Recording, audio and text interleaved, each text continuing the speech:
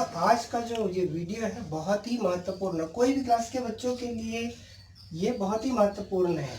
आज हम जोड़ने के नियमों के बारे में पढ़ेंगे। ये संक्रिया है कि ये बच्चों को बहुत ही ज़्यादा दिक्कत होती है कि किस में जोड़ेंगे, कैसे मिलेगी संख्याएं, क्या होगी। तो आज इसी के बारे में हम अध्ययन कर रहे हैं। तो देखिए, पहला, यदि धन वाली संख्या में हम धन वाली संख्या को जोड़ते हैं तो धन मिलता है। इसका मतलब ये, अगर मान लो ये 5, अगर इसके आगे कोई चिन्ह नहीं है तो धन नहीं मान लेते हैं। और इसमें 5 को जोड़ा जाए तो यहाँ धन का निशान है, तो 5 और 5 कितना हो गया, 10 हो गया। यदि मान लो यहाँ 15 है और 15 में 5 यहाँ पे धन की संक्रिया है तो जोड़ेंगे तो 20 हो गया। अब दूसरी, ये उदाहरण था इसका। दूसरा, मान लो आपके पास यहाँ पे धन है और यह संक्रिया ऋण है, यानी धन और ऋण क्या होता है, ऋण होता है, यानी घटाना होता है। ये धन का मतलब क्या होगा कि जोड़ना है आपको, ये जोड़ना है, और यह ऋण का मतलब आपको घटाना है। अब यहाँ पे भी हम ले लेते हैं, जैसे मान लो 15 हो गया, 15 में हम 5 को यहाँ पे ऋण संक्रिया है, घटाएंगे। धन और ऋण, यहाँ ऋण होता है, ऋण का मतलब घटाना है। तो 15 में से अगर 5 घटाएंगे तो 10 आएगा, ये हो गया 10, तो 10 आ गया। और तीसरी इसमें संक्रिया या ऋण है और यहाँ पे धन है, तो ऋण और धन ऋण होता है, यानी इसका मतलब यहाँ पे भी घटाना है। और अब यहीं पे मान लो ये वही संख्या ले लेते हैं, 15 धन 5, ये धन में है, ये ऋण में, धन ऋण ऋण हो गया। ऋण का मतलब घटा दिया हमने, घटाने के बाद में हमें 10 ही मिला और ये माइनस चिन्ह लगाया। इसके बारे में भी बताते हैं आपको 1 मिनट बाद। ये चौथा है, यहाँ पे ऋण वाली संख्या में ऋण को जोड़ने पर धन आता है। धन का मतलब होता है जोड़ना, ये जोड़ना हो गया। अब यहाँ पे मान लो ये 15 है, इसके आगे ऋण है, यहाँ धन है, यहाँ पे ऋण 5 है। इन दोनों संक्रियाओं के बारे में देखते हैं हम। तो क्या है यहाँ पे,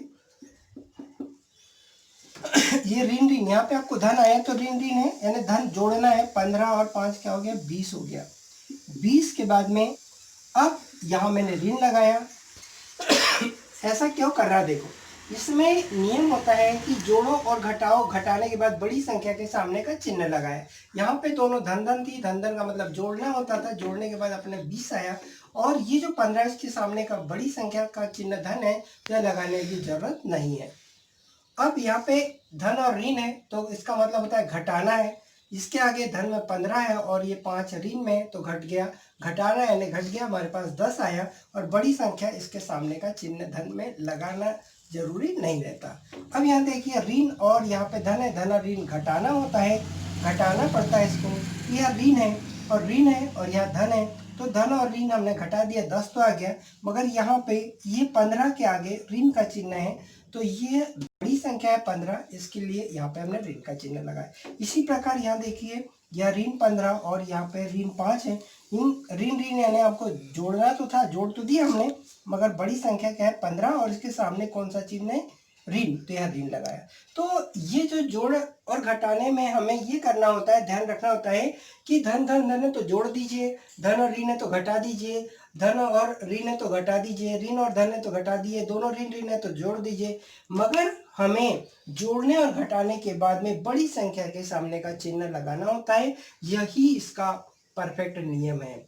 अब ऐसा भी हो सकता है कि जैसे मान लो ऋण 15, ऋण 5, ऋण 3, अगर इस प्रकार का है तो ये ऋण ऋण संख्या 3 हो, तो ऋण ऋण ऋण ऋण धन हुआ। और ये बड़ी संख्या ऋण, इसको अगर जोड़ते तो ऋण ऋण धन हुआ। यहाँ पे आया 20, इसकी बड़ी संख्या ले ली। फिर यहाँ ऋण 3 आया, फिर ऋण ऋण क्या हो गया, धन हो गया, तो इसको जोड़ा हमने 23 आया और ये बड़ी संख्या के सामने का चिन्ह। तो इस प्रकार ऋणात्मक कितनी भी संख्या है तो इनको जोड़ सकते हैं। और बड़ी संख्या का इसमें ध्यान रखना होता है कि बड़ी संख्या का चिन्ह लगाना जरूरी है, तब जो है आपका उत्तर गलत नहीं होगा। इसी प्रकार गुणनफल के लिए भी हमारे पास यही नियम है कि यदि हम धन वाली संख्या का गुणा धन में करते हैं तो हमें धन मिलता है। और जैसे उदाहरण ले लेते हैं हम, यहाँ पे 15 हो गया, 15 गुणित 5 करेंगे तो यहाँ आ गया 75। दूसरा है हमारे पास, यदि धन का गुणा हम ऋण में करते हैं तो यहाँ में ऋण प्राप्त होता है। यहाँ पे 15 गुणित ऋण 5 किया हमने तो यहाँ पे ऋण 75 आया। और तीसरा हमारे पास यहाँ पे है इसमें कि ऋण का गुना अगर हम धन में करते हैं तो भी हमारे पास ऋण ही आता है। और अब यहाँ पे ऋण 15 का गुना हम जो है 5 में करेंगे तो भी हमारे पास यहाँ पे ऋण 75 ही आया। तीसरा हमारे पास, चौथा हमारे पास है ऋण का गुना ऋण में करते हैं तो धन प्राप्त होता है। अब यहाँ पे ऋण 15 का गुना हम ऋण 5 में करेंगे तो 75 आएगा यहाँ पे। इसमें ये अंतर है कि यहाँ पे बड़ी और छोटी संख्याओं को नहीं देखा जाता है। यह जो चिन्ह आते हैं यहाँ पे, जो चिन्ह आते हैं यहाँ पे, उनको उसके गुणनफल के आगे लिखना होता है। फिर से समझ लीजिए इसको कि धन का गुना धन में करते तो धन आता है। अब जैसे यहाँ पे जो है 15 और 5 का गुना किया 75 आ गया तो ये धनात्मक होगी। अब यहाँ पे धन और ऋण का गुना ऋण आएगा, इसका मतलब गुणनफल इसका ऋण में आएगा।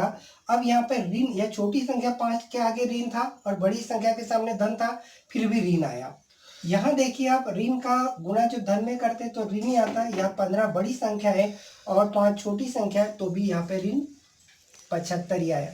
तो इन दोनों में देखिए, जब बड़ी संख्या और छोटी संख्या के सामने धन और ऋण है तो भी यानी वो ऋणात्मक ही आ रहा है। इसका मतलब है गुणनफल की जो क्रिया होती है उसमें धन और ऋण का मतलब नहीं होता है। बड़ी और छोटी संख्या नहीं देखते हैं हम, केवल गुणनफल के आगे धन या ऋण जो है, जो चिन्ह आता है उसी को लिखा जाता है।